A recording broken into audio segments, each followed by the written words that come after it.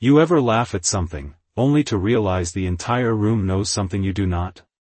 The laughter came loud and careless, bouncing across the open training yard like it had every right to be there, a cluster of young recruits standing in loose formation under the hot mid-morning sun, their uniforms still stiff from recent issue, their confidence louder than their experience, one of them stepping forward with a crooked grin as he pointed toward the old man standing just outside the marked line. "Sir, what is that supposed to be?" he asked, not really asking, the others chuckling. Behind him, boots shifting against the gravel, dust lifting slightly with each movement, the old man did not respond. He stood still, shoulders relaxed but upright, a simple light-colored shirt tucked neatly into worn slacks, nothing about him matching the precision of the base around him except the way he carried himself, and on his chest, pinned slightly off-center, was a small, dull piece of metal that caught just enough sunlight to draw attention without earning respect. "Looks like something from a junk drawer," another recruit added, his voice louder now, feeding off the group, the sound of laughter spreading again, thinner this time but still present. The old man's pale blue eyes moved slowly across them, not challenging, not avoiding, just seeing, as if measuring something they could not understand. Recruit Ethan Briggs stepped closer, his posture confident, his tone carrying the edge of someone used to being heard. "This is a restricted training area," he said, gesturing casually toward the metal, "and that thing is definitely not regulation."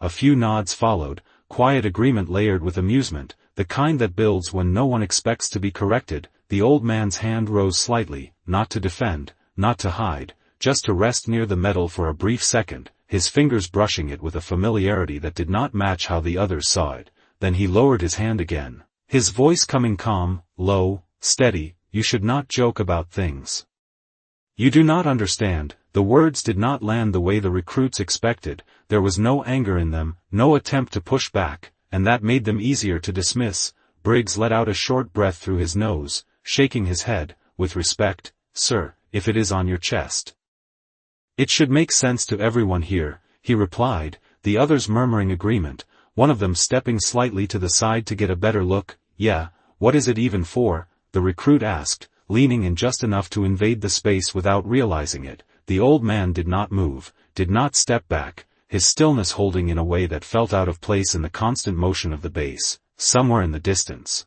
a helicopter blade began to turn slowly, the low rhythmic sound blending with the distant hum of vehicles and radio chatter. But here, in this small circle of laughter and quiet resistance, something else was forming, something none of them had noticed yet. The old man's gaze shifted briefly past them, not searching, not expecting, just aware, then back again, and for a moment, the recruits felt it, a flicker of something they could not name, not fear, not respect, just something different, something that did not fit the script they thought they were in. Briggs straightened slightly, as if to reset control of the moment. "So what is it?" he pressed again, louder this time, the question hanging in the air, waiting to be answered, but the old man only looked at him, steady, unmoved, as if the answer had already been given long before any of them had asked. The laughter did not fade immediately after his words, but it changed, thinning at the edges, losing some of its weight, as if something unseen had just entered the space and no one wanted to acknowledge it first. Recruit Ethan Briggs tilted his head slightly, studying the old man more carefully now, not because he understood him, but because he did not, and that bothered him more than the metal itself. "That is not really an answer," he said, his tone sharper, trying to pull the moment back into something familiar, something he could control. A few of the other recruits shifted behind him, their earlier amusement now mixed with curiosity, one of them stepping half a pace closer, eyes narrowing at the small piece of metal. "It looks old," he muttered, almost to himself, "like really old." The old man did not react to that either, his gaze steady, his posture unchanged, as if time itself did not press on him the way it did on everything else around them. The low hum of the bass continued in the background, distant engines, faint radio chatter, the rhythmic beat of rotor blades picking up speed somewhere beyond the training yard, all of it blending into a constant backdrop that usually filled silence, but here, it only seemed to highlight it.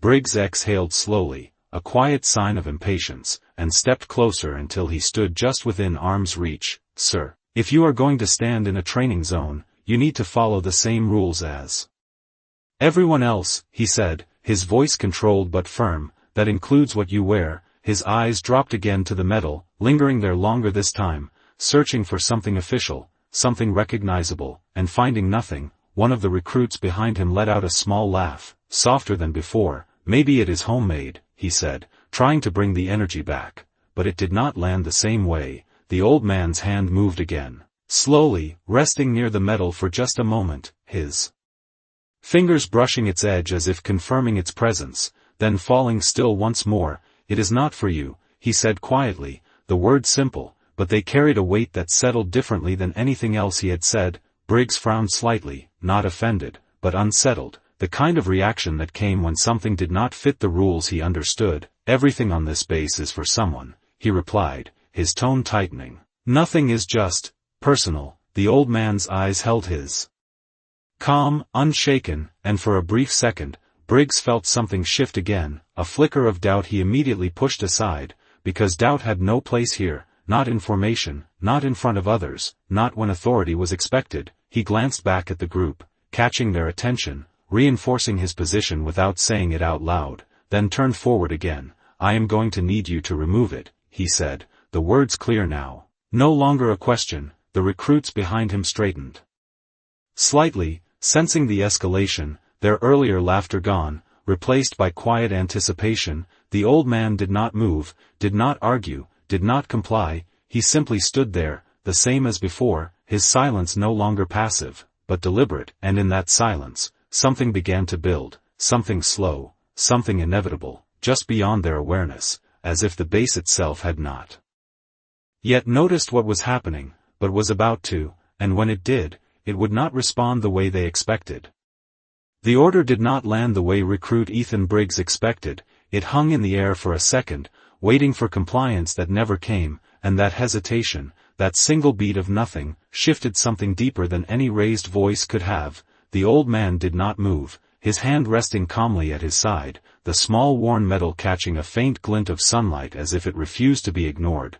Briggs felt it then, not resistance, but something heavier, something that made his next words come out tighter than intended. "Sir, that was not a suggestion," he said, stepping closer, closing the distance with controlled authority, the gravel crunching under his boots louder now in the quiet. The recruits behind him straightened instinctively, sensing the escalation, their earlier energy replaced by a stillness they did not fully understand. One of them shifted to the side, trying to see the old man's face more clearly, as if the answer might be written there, but all he saw was the same calm expression, unchanged, unmoved. "It does not come off," the old man said, his voice low, steady, and final, and this time there was no mistaking it, no room to interpret it as anything other than refusal. Briggs's jaw tightened, his confidence pushing back against the unfamiliar feeling rising in his chest. "Everything comes off if it is not authorized," he replied, his tone sharper now, louder, meant to re-establish control. A few of the recruits nodded subtly, clinging to the structure they knew, the rules that made sense, the lines that were supposed to hold, but the old man's eyes did not waver, and in that stillness, those lines began to feel less certain. One of the recruits, standing just behind Briggs, leaned in slightly, his curiosity overriding caution, his hand lifting halfway before he hesitated, then continued, fingers brushing lightly against the edge of the metal, the contact brief, almost nothing, but enough to break whatever invisible boundary had been holding. The old man's hand moved immediately, not fast, not aggressive, just precise, guiding the younger man's hand away with a firm, controlled motion. "Do not touch that," he said, and the words carried a weight that settled deeper than the order that had come before. The recruit pulled his hand back quickly, more from instinct than fear, his expression shifting, confusion replacing the last trace of amusement. Briggs saw it, felt the shift ripple through the group, and pushed forward again, refusing to let it take hold. "We are done with this," he said, his voice cutting through the moment. "Remove it or leave the training area," the ultimatum clear, final. The kind that usually ended situations like this without question, but the old man did not move, not even a fraction, his gaze steady on Briggs, as if the outcome had already been decided somewhere beyond this exchange, somewhere the recruits had not yet reached. The distant hum of the bass continued, but now it felt different, sharper, as if something beyond the training yard had begun to notice, and in that growing silence, the the recruits stood at the edge of something they did not yet understand. A line they had already crossed without realizing it, and one that would not be undone by simply stepping back. The line had been drawn, and everyone standing there could feel it, even if they did not yet understand what it meant. The air no longer carried the loose energy of a training yard, it held something tighter now, something controlled, and right at the center of it, the old man stood exactly as before, unmoved, unchanged, while recruit Ethan Briggs felt the pressure building in a way he had never experienced before, not from above, not from command, but from something that refused to yield. "You are out of compliance," Briggs said, his voice firm, louder than necessary, as if volume alone could restore order. "This is your final warning." The words echoed slightly across the open space, drawing more attention now, a few distant heads turning, nearby personnel slowing just enough to notice, the ripple beginning to spread. The old man's eyes remained steady, focused not on the recruits as a group, but on Briggs alone. And when he spoke, his voice did not rise to meet the challenge, it stayed low, calm, and certain. "Then call your command," he said, and the sentence cut through the moment with a precision that stopped everything for half a second. Briggs blinked, the response not fitting the structure he expected, not resistance, not compliance, but something else entirely. "That is not how this works," he replied quickly, irritation slipping into his tone. "You do not dictate procedure." The recruits behind him shifted slightly, their confidence no longer steady, their eyes moving between Briggs and the old man as if waiting for clarity that was not coming. One of them exhaled quietly, the sound barely noticeable, but in the growing silence it carried farther than it should have. The old man did not respond again, he simply stood there, his presence unchanged, as if the outcome had already been set in motion somewhere beyond their control. And that was the moment it began, subtle at first, almost invisible, a change in the background noise, the steady hum of the bass faltering just enough to be felt rather than heard, a radio transmission cutting short mid-sentence, the distant rhythm of machinery pausing for a fraction longer than normal. Briggs did not notice it immediately, but Staff Sergeant Daniel Brooks, standing off to the side of the yard, did, his posture tightening slightly as his attention shifted, his hand moving instinctively toward the radio at his belt. He had not been part of the exchange, not directly, but he had been watching, and more importantly, listening, not just to the words, but to what was happening around them. He keyed the radio without stepping forward, his voice low, controlled. "This is Brooks. I need a quick check on a civilian presence in the training yard," he said, his eyes fixed on the old man. "Name is Walter Hayes." There was a pause, brief, expected, then a response began to form, routine at first, but something changed halfway through, the tone shifting, tightening, the kind of shift that did not happen unless something had gone very wrong or very right. Brooks's eyes narrowed slightly, not in confusion, but in recognition, because he had heard that tone before, not often, but enough to know what it meant. Back in the yard, Briggs took a step forward again, pushing through the hesitation, trying to reclaim control of a moment that was already slipping beyond him. "I am not calling anyone for this," he said, his voice sharper now. "You are leaving this area, now." The command landed hard, final, the kind that usually ended things, but the old man did not move, not even a shift of weight, his gaze steady, his presence grounded in a way that made the order feel smaller than it should have been, and somewhere just beyond them, the base itself had begun to listen. The change did not happen all at once, it moved quietly, almost politely, but it moved with purpose, and Staff Sergeant Daniel Brooks felt it first through the radio pressed lightly against his ear, the voice on the other end no longer casual, no longer routine. "Repeat the name," it said, sharper now, controlled but unmistakably alert. Brooks did not hesitate, his eyes still locked on the old man standing in the center of the yard. "Walter Hayes," he repeated, steady, and this time there was no delay, just a brief silence that felt heavier than static, then a response that came lower, tighter. "Stand by." Brooks did not move, but something inside him settled into certainty, the kind that came when a situation crossed a line that could not be uncrossed. Back in front of him, recruit Ethan Briggs was still pushing forward, unaware of the shift happening just beyond his awareness. "This is your last chance," he said, his voice firm, but now there was something under it, something thinner than confidence. The old man's gaze remained steady, and for the first time, he spoke again, not louder, not sharper, just clearer, you should make that call, he said, and the words landed differently now, not as defiance, but as instruction. Briggs exhaled sharply, shaking his head, dismissing it, because accepting it would mean admitting something was wrong, and that was not something he was ready to do. "We are not escalating this," he replied, his tone tightening, "you are leaving." But even as he said it, the world around him began to disagree, subtle at first, the distant hum of the base shifting, a radio somewhere cutting off mid-transmission, a vehicle slowing unexpectedly along the far edge of the training field, small things, easy to ignore if you were not looking for them, but Brooks was looking, and he saw it clearly, the ripple moving outward, faster now. The radio crackled again. Louder this time, urgency no longer hidden, confirm visual, the voice said, and.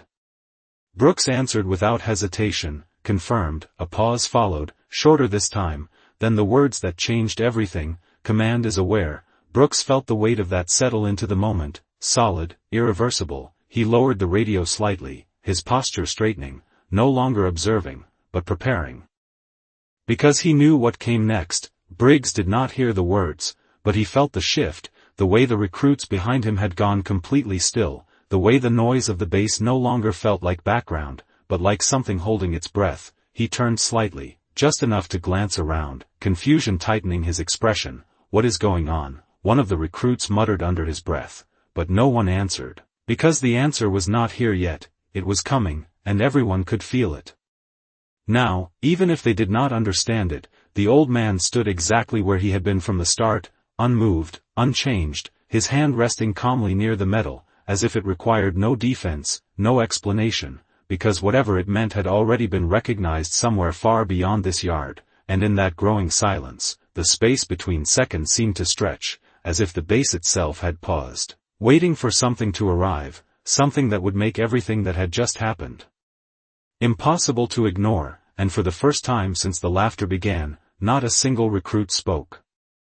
The silence did not feel natural anymore, it felt controlled, like something unseen had reached out and pressed pause across the entire base, and for the first time since the exchange began, recruit Ethan Briggs did not speak. He simply stood there, his posture still rigid, but the certainty behind it no longer holding, his eyes flicking briefly toward the perimeter of the training yard where movement had begun to change. A vehicle that had been rolling steadily now sat idle, a pair of personnel who had been walking stopped mid-stride as if waiting for something they could not yet see. The distant helicopter that had been building momentum slowed, the rhythmic rotation fading into an uneven hush, none of it loud, none of it dramatic, but all of it wrong, all of it out of place. "Why is everything stopping?" one of the recruits whispered, the words barely carried by the air, but in the stillness they sounded louder than they should have. Briggs did not answer, because he did not know, and that realization settled into him like weight, not sudden, but undeniable. Staff Sergeant Daniel Brooks lowered his radio fully now, no longer needing it to understand what was happening. His posture straightened completely, shoulders squared, eyes forward, no longer observing the moment, but acknowledging it, because he knew what came next was not for him to initiate, it was already in motion. The old man remained exactly where he had been from the beginning, his presence unchanged, as if the shifting world around him had nothing to do with him at all, his hand resting calmly near the metal, the small piece of metal catching a faint glimmer of light, not brighter than before, but more noticeable now that everything else had quieted. Briggs took a slow breath, his chest rising slightly, his gaze returning to the old man, searching, trying to reconcile the calm in front of him with the disruption spreading beyond him. "What did you do?" he asked, the words quieter now, stripped of the earlier edge, but the old man did not answer. He did not need to, because whatever had been done was not done here, not in this yard. It had been set in motion long before any of them had laughed, and now it was arriving. The sound came next, not loud, not urgent, but unmistakable, the measured approach of boots on concrete from beyond the far side of the yard, not rushed, not hesitant, but precise, each step deliberate, carrying authority that did not need to announce itself. Brooks turned his head slightly, just enough to confirm what he already knew, then returned to stillness. The recruits followed the sound instinctively, their attention shifting away from the old man for the first time, drawn toward the approaching presence. Briggs felt it. As it got closer, the same way he had felt the silence settle, something larger than him, larger than this moment, moving into place, his posture adjusted without thinking, shoulders tightening, chin lifting slightly, not out of confidence, but out of reflex. The old man finally moved, not stepping back, not stepping forward, just turning his head slightly toward the direction of the sound, his expression unchanged, calm, certain, as if this moment had always been part of the outcome. And as the footsteps grew closer, the last trace of movement across the base seemed to fade, replaced by a stillness so complete it felt intentional, as if the entire installation had paused to witness what was about to happen next. The footsteps did not echo loudly, but they carried farther than any command that had been given. All morning, measured, steady, each step landing with a certainty that drew every eye without effort, and as the figure emerged into full view at the edge of the training yard, the shift became complete. Conversations that had already faded now disappeared entirely, the last traces of movement across the base settling into absolute stillness. Recruit Ethan Briggs felt it before he fully saw it, the way the air seemed to tighten, the way his own posture corrected without instruction, shoulders locking, chin lifting, a reflex deeper than training. Staff Sergeant Daniel Brooks snapped to full attention, precise and immediate, no hesitation, no doubt, because he knew exactly who had arrived and what it meant for everyone standing there. The commanding officer moved forward with calm authority, not rushed, not dramatic, but undeniable, his uniform immaculate, his presence alone enough to redefine the space he stepped into, and yet his eyes did not scan the formation, did not settle on Briggs or the recruits. They went directly to the old man, as if everything else in the yard was secondary, as if the reason for his arrival had always been singular. The distance between them closed slowly, deliberately, and with each step, the weight of the moment increased. Briggs swallowed once, barely noticeable, but enough for him to feel it, the uncertainty he had been pushing back now fully present. Because this was no longer a situation he controlled, the commanding officer stopped a few feet in front of the old man, and for a brief moment, no one spoke, the silence holding, stretching, becoming something solid, something that filled the space more completely than sound ever could. Then the commanding officer's gaze dropped, not to the man, but to the small worn medal resting against his chest. His expression changed, subtly but unmistakably, recognition replacing authority, not weakening it, but grounding it in something deeper. He stepped closer, raising his hand slowly. And when his fingers touched the edge of the medal, there was no hesitation, no uncertainty, only confirmation. As if he had been expecting this moment long before it arrived. He exhaled once, controlled, steady, then looked up, meeting the old man's eyes, and in that exchange, silent and unbroken, the entire yard felt the shift, not just in authority, but in meaning. "Where did you get this?" the commanding officer asked, but the question carried no doubt, only formality. The old man held his gaze, unchanged. "You gave it to me," he replied, and the words settled into the silence with a weight that no one present could ignore. Briggs felt it then, fully, the realization that everything he had assumed, everything he had enforced, had been built on a foundation he did not understand. The commanding officer straightened slowly, his posture firm, his presence expanding to fill the space once more, but now it carried something more than command. It carried memory, acknowledgement, and a truth that did not need to be explained to those who understood it. He turned slightly, just enough to include the recruits in his line of sight, and when he spoke again, his voice was calm, controlled, but absolute. "Stand still," he said, and the entire base, already silent, seemed to lock into place even further, as if those two words had simply confirmed what had already begun. And in that moment, every recruit understood, without anyone saying it, that whatever came next would not be correction, it would be something far more permanent.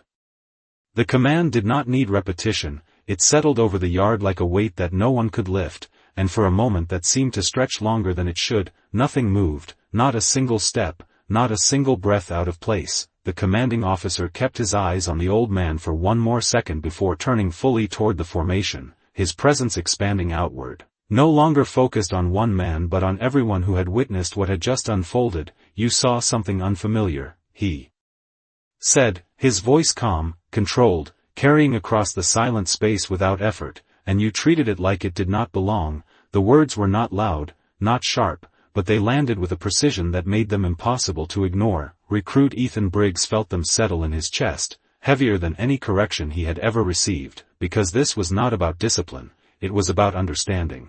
And understanding was something he had not been prepared for. The commanding officer took a slow step forward, his gaze moving across the line of recruits, not searching for guilt, not isolating anyone, but addressing all of them equally. That metal is not in your system, he continued, it does not appear in your manuals, and it does not need your approval. Each sentence came measured, deliberate, leaving space for it to be absorbed, not just heard. It exists because of something you were not there to see. The words settled into the silence, deeper this time, reaching beyond surface meaning. Behind the formation, the base remained still, vehicles idle, distant personnel unmoving, even the faint hum of machinery seemed reduced to almost nothing. As if the entire installation had aligned itself with the moment. The commanding officer's gaze returned briefly to the metal, then back to the recruits. There are things on this base that function because someone, at some point, stood where they needed to stand, he said, his tone unchanged,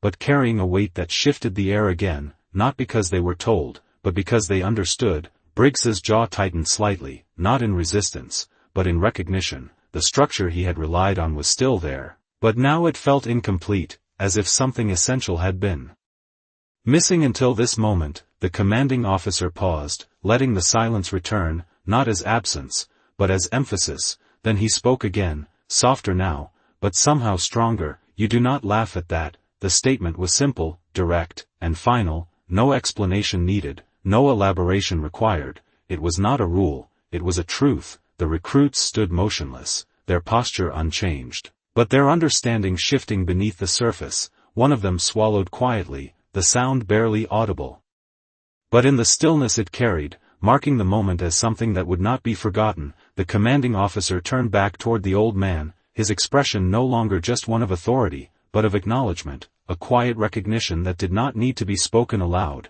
And for a brief second, the two men stood facing each other again, the distance between them unchanged, but everything else transformed, because what had begun as a moment of laughter had become something else entirely. Something that had reached beyond the training yard, beyond the recruits, and into the base itself, leaving behind a silence that no one present would ever mistake for emptiness again. The silence did not break, it settled deeper, becoming something that no one in the training yard could step out of, and for a long second, no one moved, not because they were ordered to, but because movement itself felt out of place. The commanding officer held his position, his gaze steady on the old man, and then, without hesitation, without announcement, he raised his hand in a precise, deliberate motion and rendered a formal salute, the gesture clean, controlled, and absolute. And in that instant, something shifted across the entire base, not visibly, not dramatically, but undeniably. Recruit Ethan Briggs felt it before he reacted, his body responding before his thoughts caught up, his hand rising in perfect alignment, his posture locking into place with a sharpness he had never felt before. The recruits beside him followed in the same motion, one after another, no commands given, no instructions needed, just instinct, just understanding. Staff Sergeant Daniel Brooks brought his hand up as well, his movement exact, his expression steady, acknowledging not just the man in front of him, but everything that had just been revealed. The entire formation stood in silence. Salutes held, the moment stretching beyond time. The old man looked at the commanding officer for a brief second, his pale blue eyes calm, unchanged. Then he returned the salute slowly, his movement measured, deliberate, carrying a weight that did not come from rank, but from something far older, far deeper. And when his hand reached its position, the stillness seemed to settle completely, as if the base itself had reached a point of understanding it could not go beyond. Seconds passed, though no one counted them, and when the commanding officer finally lowered his hand, the motion was slow, respectful, not a release, but a transition. The recruits followed, their arms returning to their sides in unison, but nothing about them felt the same. Briggs remained still for a moment longer, his eyes fixed forward, but his thoughts no longer aligned with the certainty he had carried before. The structure was still there, the rules, the hierarchy, but now there was something else layered beneath it, something that could not be written, could not be taught in drills or manuals, something that had to be recognized. The commanding officer stepped slightly to the side, creating space where there had been none, his voice calm when he spoke again. You will remember this, he said, not as an order, but as a certainty, and no one questioned it, no one needed to, because the lesson had already taken hold. The old man adjusted the small worn medal on his chest with a quiet, almost absent movement. Then lowered his hand, his posture unchanged, his presence steady as it had been from the beginning, and without another word, he stepped forward, moving past the line of recruits, who shifted subtly, almost instinctively, creating a path without being told, their movements quiet, respectful, and as he walked, no one spoke, no one laughed, the space he left behind filled not with sound, but with understanding, and across the base, where engines had slowed and radios had gone silent, activity began to return, gradual, controlled, but different, as if something invisible had been acknowledged and then released, and in that quiet return to motion, one truth remained, not spoken, not written, but carried by everyone who had witnessed it, that respect is not assigned by rank or regulation, it is recognized in the moments when everything else falls silent.